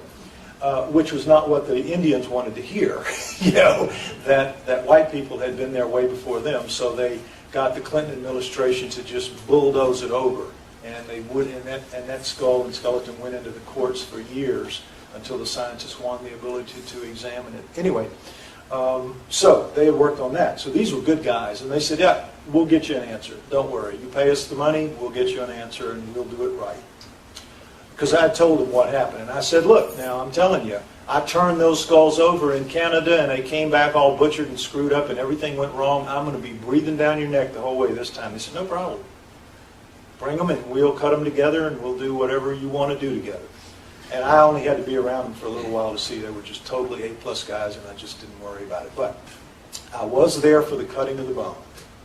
I was there for the cutting of the bone. And Jason did it, and I want to show you how it went. We're at a table, something like this, in a room, something, smaller than this. But anyway, he's got his Dremel blade, got his goggles on, got his lab coat thing on. Fires up the Dremel blade. It's a little circular thing like this with what looks like a flashlight. Puts it down and just goes. 4 cuts. Cuts out about an inch. Drops down through out the neck hole, and there it is. Cuts that inch into 1/4-inch pieces, to make 4 of them, and that's done. Now it's time to do the Starchild. Now we got a little bit of smell in the room, a little bit of stink. You know that smell you get when you drill your teeth? That's the collagen in the bone burning from the Dremel blade, but it's not horrible. So he goes to the Starchild to hit, to make the cut there, and he goes, and he puts it down, and it hits, and there's kind of this funny sound, and it kind of bounces up. And he looks at Ripon, what was that? Rip, I don't know. He looks at me. I don't know. So he says, okay. So he goes, and he kind of hunkers over it, and he goes, and boy, there's this weird sound, and the blade slows down. You can hear it slowing down, and the stuff just flies out, and the stink is unreal. And he has to go, really struggle to holding it with the other hand to do, because it's shaking it so, he's having to push so hard. But he finally gets the cut, and it drops out. And the room is filled with this bone powder and stink, horrible stink. We're running through the windows and the doors. It's unreal. And they just said, look, we've never seen anything like this. You have to get this bone analyzed. This is not right. So they cut that into 4 and gave me a piece of it. They said, do something with this. We're going to do the DNA thing, but you need to. And that's why I took it to England and started getting those scanning electron microscope and the other stuff that you saw when we found the fibers and the residue and all that. So meanwhile, they start what they're doing. What you do when you're going to get DNA, you're going to reduce bone down to its constituent DNA to do what you do with it. You put it in a test tube with a fluid called EDTA. And you put that test tube in what's called a rocker arm, which is a machine that just does this. Rock, rocker arm. Okay? And in 1 week, human bone is dissolved down to liquid, and you've got the DNA. It looks like a little cloud of stuff in there, and that's it. And they get that out, and they go to work on it. Simple. Human bone, no problem. EDTA, 1 week, done. Starchild, 1 week, not even changed in the slightest. 2 weeks, not in the slightest. A month, not in the slightest. 2 months, they just let it run, really. They quit after 3 months, not in the slightest. They took one of the other bones was after a couple of weeks, and they realized that the EDTA wasn't going to do it. And they said, they let me know, and they said, okay, we got something here that dissolves stone. Stone. It's called Tween 20. And that'll do anything. And we're going to put it in that. And they did. And Tween 20 dissolved it overnight. And gave them the DNA they needed to go to work on it. So, I mean, right away we can see this is not human stuff. Just clearly. In every way we look, this is not human bone. All right, so what they're looking for first is the mitochondrial DNA. Remember, from mom. It's the easier of the two to recover, and it's the simplest of the two to recover. 16,000 base pairs versus 3 billion base pairs. How are we doing? Okay, break soon, and then we'll finish up. Okay, all right. We'll end after this because it's a good, exciting point to end. So we got the adult female's mitochondrial DNA, and this is Jason's DNA, and this is the primer dimer, and you see these 4 right here. First attempt, bright and clear in the gel sheets. She is from haplogroup A. That means she is a typical Mesoamerican, common Mesoamerican type haplogroup A. So when they did the Starchild's mitochondrial DNA, same result. Jason's DNA, piece of primer dimer, these two and these two, you see they're in a different position. So what does that mean? Haplogroup C. Haplogroup C. Another typical Mesoamerican type. So what does it mean? The Starchild's mother is a human. The Starchild's mother is a human, typical haplogroup C, and there's no doubt about it. So, what does it also mean? This is not the Starchild's mother, and up until then we believed that it was. Because that scene that the girl found with the body in the grave and the hand over the arm, that meant that that female buried that dead body, laid down, left the hand out, laid down beside it, wrapped the hand around her arm and killed herself. She committed suicide. She died with it. So we believed that it had to be a mother, one of these mothers that had had one of these babies, and that's the star being legends of the Mesoamericans say that aliens would come down, make a woman in a village pregnant, usually a woman without a child, and she would have the child to term, and the village would have to raise it up to the age of 5 or 6 or 7 or 8, and they would come get it. So we just assumed that it was one of the star being legends at work, and this proved us wrong in 2003. It was a big shock for us. But also, he said, it looks like your star child is going to be a human because it's got a human mother. So, now we're really hanging on tether hooks, and it's a good time to take a break so you can be hanging on tether hooks, and you'll come back to see how it turns out. 20 minutes.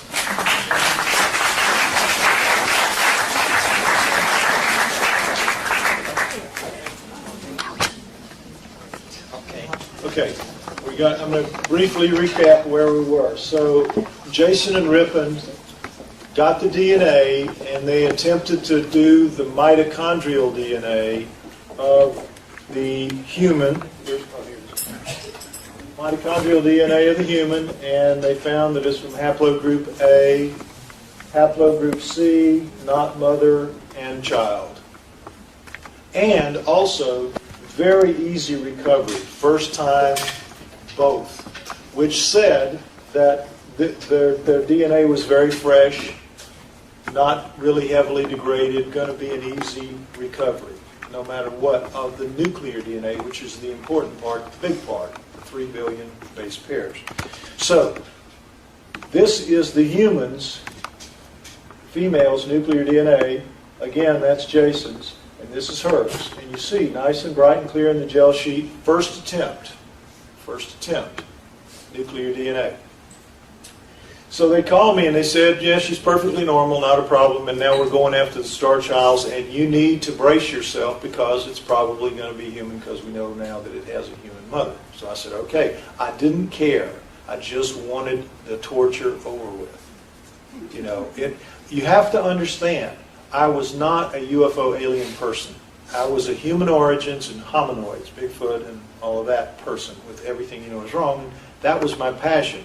This became a job, and then it became a responsibility that I had to see through to the end, whatever that end was, but the end couldn't come soon enough. And it still can't. To this day, I'm sitting here talking to you, it can't come soon enough.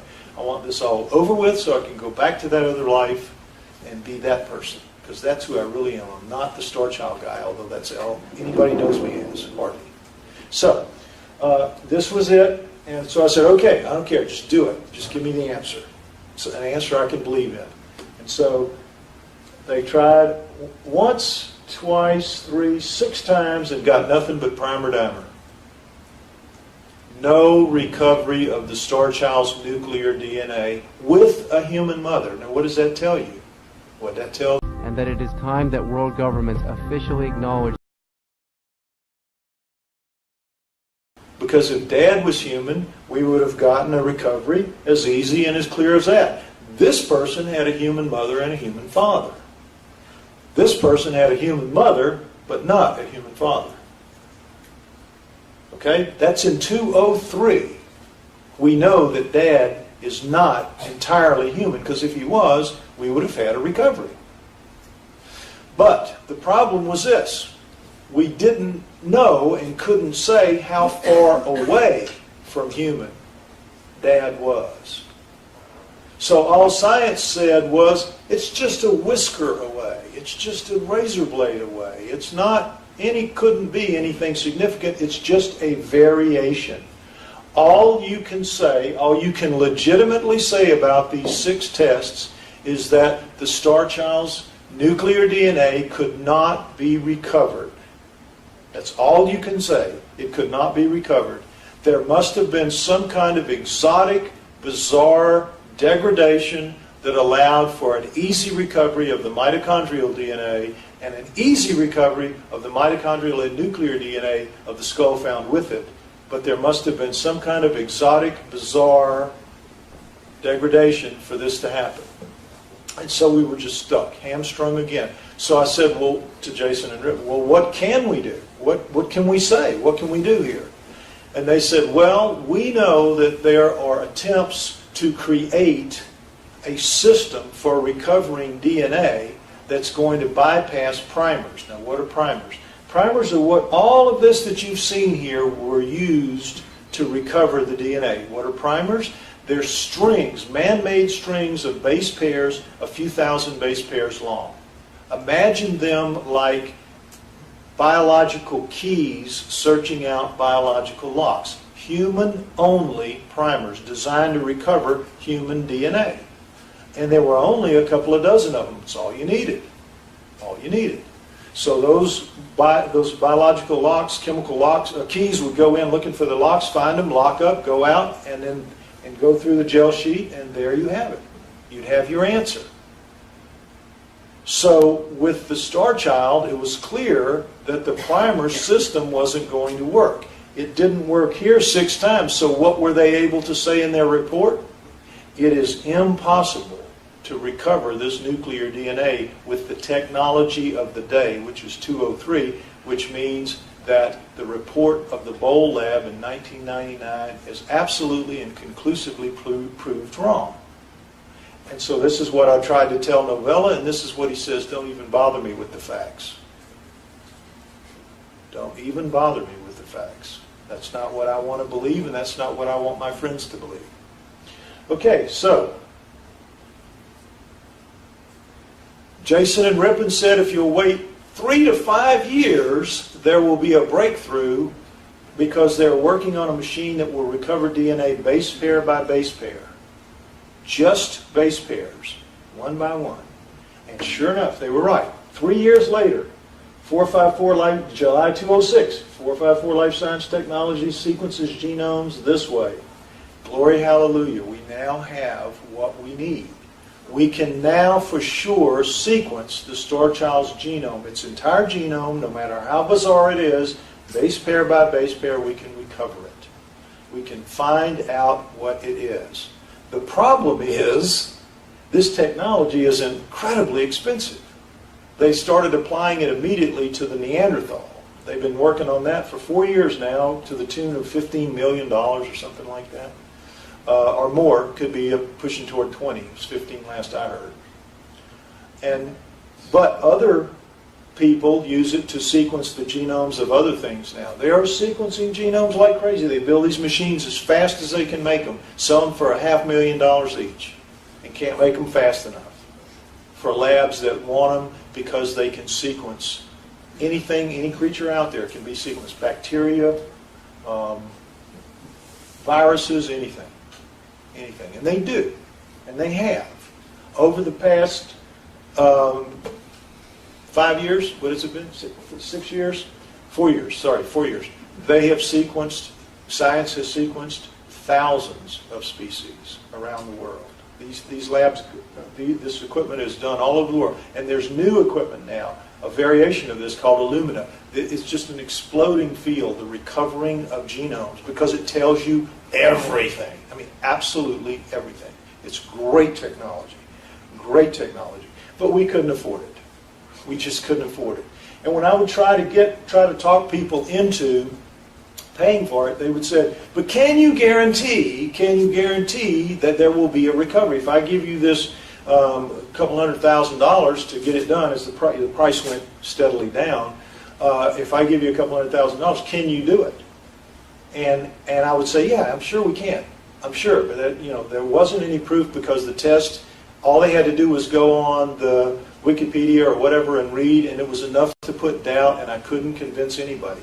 And now it's even worse. But early this year, a geneticist contacted me, a top geneticist in the U.S. working for a big lab. The head of the lab said that a friend of his wife told her about me and the Starchild, and the wife read the books, the e-book and the book, and went through the website and convinced herself that I was legitimate, and then started working on her husband. And he thought, of course, that I was just a crank of some kind, until the wife pestered him enough to read the e-book, and then he read the book, and then he went through the website.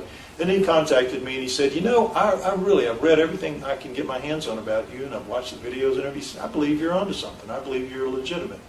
And I can tell you that if you will send me a sample of your bone, I can tell you whether or not that nuclear DNA is there. Because now there is a technique, a refined technique of shotgunning. Shotgunning has been around for a while.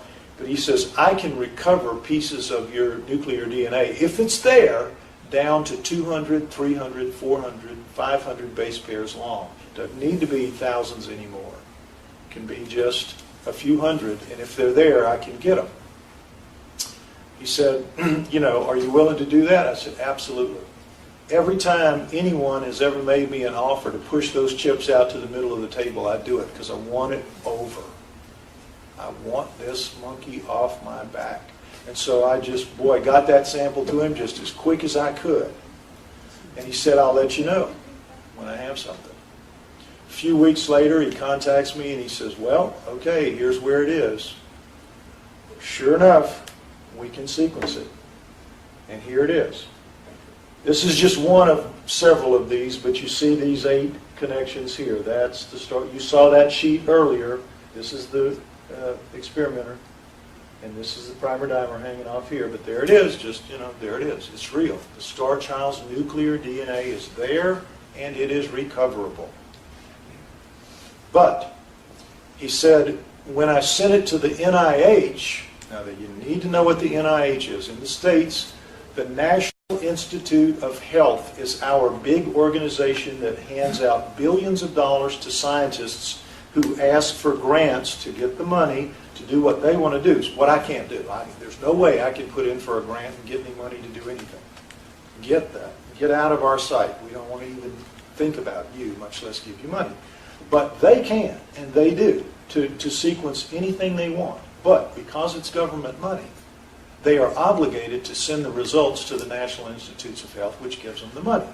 So every genome that's been sequenced in the last 4 or 5 years by these machines that you saw is recorded in the NIH database. They have over 140, and they're adding new ones all the time, species types. like a dog, like a cat, like a cow.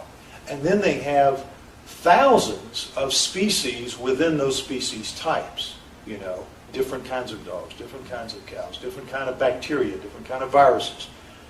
They have trillions, try to keep this number in mind, trillions of coherent base pair sequences logged into the NIH database. So that when a geneticist gets a new sequence, all he does is log it into the NIH, and the NIH tells him where it fits on the genome, on the chromosomes within the genome of something that's already been sequenced. It's real easy, and it's real quick, and it's very efficient.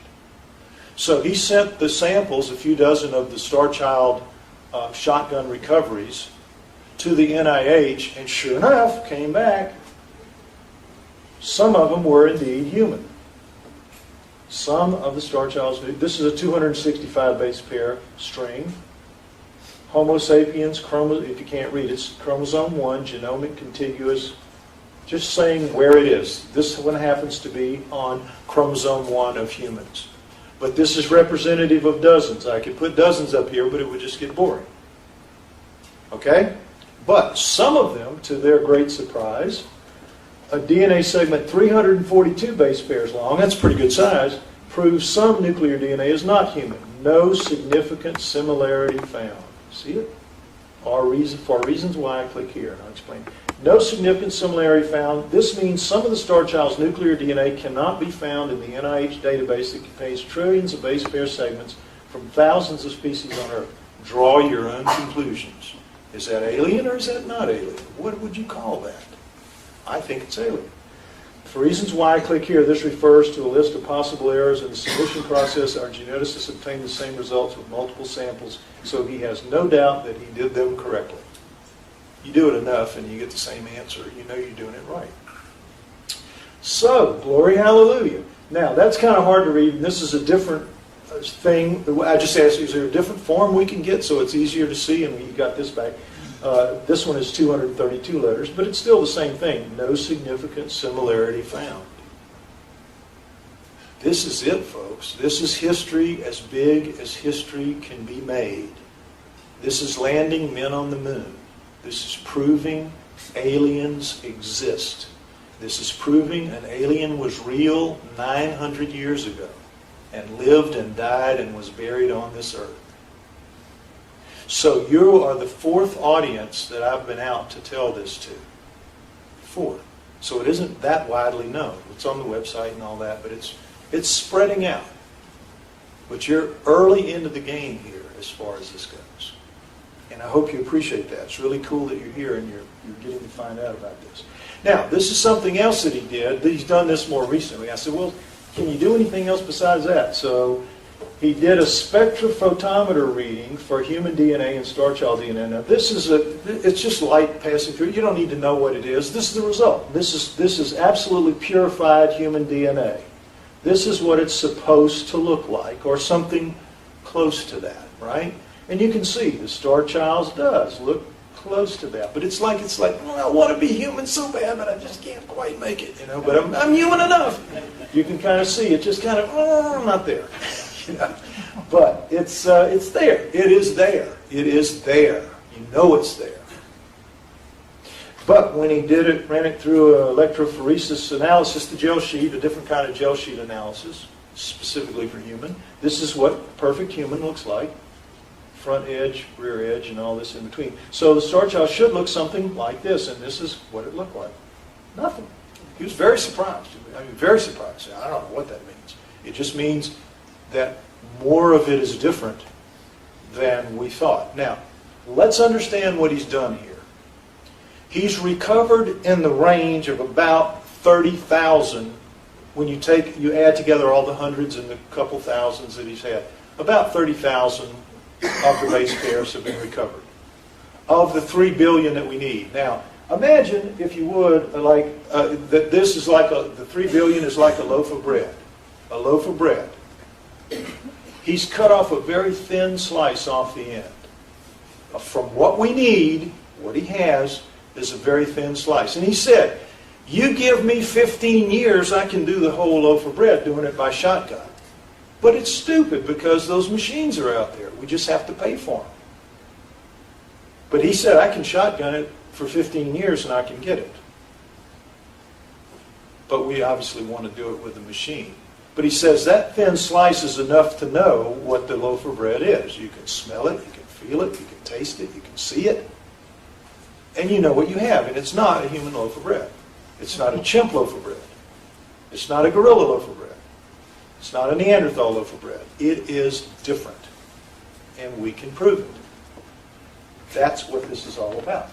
So, where are we now? Trying to figure out how it happened. How did it happen? Can humans and aliens procreate? All right? Can they get together and make a baby? Well, yes, if the difference between the two of their genomes falls within 3%. And that it is time that world governments officially acknowledge genomes are 97 to 98% the same. You get arguments. Some people say it's 2% different. Some people say it's 3% different. I go with 3%. Let's just say 97% the same genome chimps have and we have. 3% difference. There is no way that a chimp and a human can make an offspring. So that we know that if this is happening, that has to fall within that 3%. We have always assumed that the Starchild, when its genome was recovered, we had hoped that it would fall closer to 3% than to the 99.9% that all of us are. We're all 99.9% the same. You get some arguments and people are trying to say, well, maybe it's 99.8, 99.7, but you hear most consistently 99.9. We're almost clones. We're so alike. That little bit makes all the difference in all of us, right? But if you look at 3% makes us, the difference between us and chimps, that sort of makes sense, doesn't it? Because there's a lot of difference between us and chimps. And gorillas are 95%. 5% difference, 95% the same. Rats are 70% the same. And a lot of animals are the same. It's all blended in together. The same material is used over and over again in various species. Lots of different species. So for this, it's got to fall within 3%. We're hoping it's falling closer to the chimp because if it falls real close to the humans, what are the scientists going to say? It's just a variation. It's just a freak. But if it's over near a chimp, it's pretty hard to make that argument, right? So we always felt that if it came in closer to 3, we would win. If it came in closer to 99.9, they would win. All right? So I say to him, given what you have, where do you think the difference is going to be if we're talking procreation? He says, oh no, we're not talking procreation. The difference is going to be between 10 and 50%. Between 10 and 50%. Now that's a big margin because he only has a little bit. But he says if you just extrapolate it out, that's where it's going to fall. Probably in the range 15, 20, 25. So very different that it's not even a question that it's an alien. In fact, it may be all alien except for the mother. Now I know what that sounds like. We're just speculating now. I know. She's saying, what? I was the same way. What? You know, but this is where it is. This is going to blow you away, but this is where we are right now. Subject to change. Subject to the loaf of bread. But this is what we're looking at with the small part that we have, the slice that we have right now. Human and chimp genomes. Just so that you know the difference.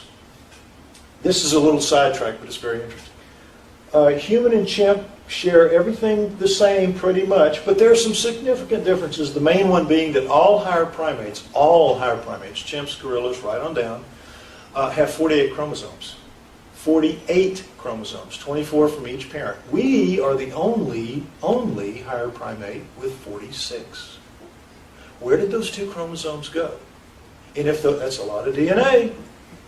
And if those 2 chromosomes went, how do we still share 97% of the same genome and 95% of the same genome with gorillas? How do we do that? Well, the truth of it is, the 2 chromosomes that we're missing are not missing. They have been altered. You'll notice that the 2nd and 3rd primate chromosome in a human has been fused. Somebody has neatly clipped off the telomeres and fused it back together, those 2 ends together, such that they continue to function. Now, genes are sensitive things. You have to know just what you're doing to make it work right. And to do that is really an amazing thing. And guess what? Nature can do anything. Nature can do anything. That's what they tell you. I'm telling you. You confront them with this, they say nature did it. Nature can do anything. We can show you other examples of that. And sure, nature can do that. It's only done in domesticated plants and animals where you see weird things happen in the genomes because they were genetically engineered. That's the truth of it. With humans, guess what? Some of these other, 9 of these other chromosomes, segments have been taken out, taken out, flipped in on end, and put back in, and, and glued back. Boy, I really hit a lot. And glued and put back in. Taken out, flipped over, and put back in. 9 other ones. And on top of that, if everything evolved the way they say it did, we should have everything somewhere behind us, right? Of our 25 or 30,000 genes, we have 232 genes not found in any other species anywhere else on the planet. Where did they come from? You know what scientists say? Well, we must have been infected by some exotic bacteria that left their traces and then went away. Occam's razor. I have made fire. I have thought of a simple answer. You know, it's just ridiculous. So this is just to show you that this is my other work. This is the work I love, you can tell. The human origins, hominoid, stuff like that. This is what I really like. But I won't hit you with any more of that because if you don't know about this, it's got to be a hammer shot for you. I know that. Okay, so we're talking about if we can't have a sexual offspring, it has to be in vitro. The Starchild then turns out to probably be in vitro. If it's that big a difference, it couldn't be anything else. And we're doing that now, and it's test tube babies. You know how it works. It isn't that hard, so it wouldn't be for a higher race of beings to do it 900 years ago, or 9,000 years ago for that matter, or 200,000 years ago when we were created. All right, so I said, well, okay, how would it happen? How could it possibly happen that you have something that's so heavily alien, and you can look, there's nothing hardly left of the human in the skull, it's dominantly alien, but how can you get something so heavily alien coming out of a human mother? And so he said, well, maybe it's a 3-parent birth. I said, what? 3-parent birth? What's that? Well, it sends me the slide. If a woman has what's called mitochondrial disease, that means her mitochondria are bad, and she has a child, that's a dead child. That's a horribly screwed up child. Now, if she wants to have more children and they know that she has mitochondrial disease and she and her partner want to have more children, well, what can they do? They can do this. It's incredible. They can take healthy nuclear DNA is removed from patient's egg cell, leaving behind faulty mitochondrial DNA. This is bad mitochondria. They take out her sex cells, her 23, remember in the sex cells you have only 23 chromosomes to match with the cells from the sperm and make the 46. So you take out her 23 chromosomes that she's going to add to the zygote package, and they take a good egg from a woman who does not have mitochondrial disease, and they put it in, they take her genetic material out, and they put hers in. So now she mixes with her partner's sperm, and they make a zygote in the healthy egg with the healthy mitochondrial DNA. And this child is going to be born in her, out of her, and it's going to have the DNA, the nuclear DNA of her husband rather, or her partner, and herself, and it's going to have the mitochondrial DNA of the 3rd parent. Is that not cool? Is that not cool? Yeah, I know. She's sitting there going, what? Yeah, it's goggle-eyed, isn't it? Yeah, I know. It's really, really cool. Now, with that in mind, how would an alien have been done like that? Well, what he said was you could have an alien couple. Why they would do this, and I'm not buying this entirely because it doesn't make sense to me, but why they would do it. But you could have an alien couple, make a zygote in vitro, take out the sex cells of a human, put it in, gestate it, and produce the star child out of a human mother. Now, it just makes no sense to me. Why would they do that? Why would they do that? Now, if they're like us, if they're a lot like us, which, you know, the Greys, I don't know how much they're like us, but genetically, if everything's made out of those 4 nucleotides, they're probably a lot like us. And so that would explain the 10 to 50%. It begins to make sense, even though it's just still incredible. I'm having a hard time wrapping my mind around it, and I know all of you are too. But nonetheless, this is where things are leaning right now. So, we're down to this, folks. We're down to just simply needing the money. Show me the money. Remember the movie, Show Me the Money. And this is what it comes down to, and this is what I'm out on the road talking to you people, talking to people about it. This is what we need. This is what we need to do. We need to recover the loaf of bread. We need to recover the genome. We need, at the same time, we're planning to make 2 documentary films because there's 2 parts to the process. There's recovery of the loaf, which takes 3 to 4 months, and there is reading all of the ingredients in the loaf, which is another 8 to 12 months. So we're going to make 1 documentary film based on the recovery, which is going to tell us that difference within a range of about 5 points, 10 to 15%, or within a 5-point margin of error, a ballpark estimate. And then the final part, the 8 to 12, is going to narrow it down to about a 1% margin of error. We'll know exactly what it is and what the differences are. And more than that, we'll be able to then start the process of doing some bioengineering and adding to the storehouse of knowledge about human health, because there will be things that will come. Right now, as we sit here, they're trying to figure out what in the DNA of a Neanderthal is better than the 4,000 plus genetic defects we have. Did you know that? We have over 4,000 genetic defects, more than just about any other species. 4,000. And the Neanderthal is going to have spots in it where it is perfect, where we are bad, where we're wrong. And there may be a way to fix us using that. Well, the star child is going to be even better than that. And it can start right away with collagen, because we know a lot about collagen. And its collagen is so much denser and so much better than ours. What if we could find a way to just improve the bone solidity, the bone strength of 10 to 10% or 20% of everybody? No more osteoporosis. A wonderful thing. That's like within 5 years, maybe 10 at the most. And who knows what other else kind of things can come from this. So, we're not just making history, we're going to improve the lot of every human being on Earth. If we can keep this stuff out of the hands of Monsanto and the big companies, that are going to be after it. And that's part of the challenge as well. To find somebody who will invest the money that we need, who has the same sort of attitude that we have about it. Not in it to make every buck possible, but in it to do the most good possible. That's my attitude, and that's the attitude I want to bring to the deal. But I'm telling you all, this investment is a very sound investment for whoever does it. It's a few $1 million. It isn't bad, really. It isn't bad for 2 documentary films. They will make 5 to 30 or more times their money back.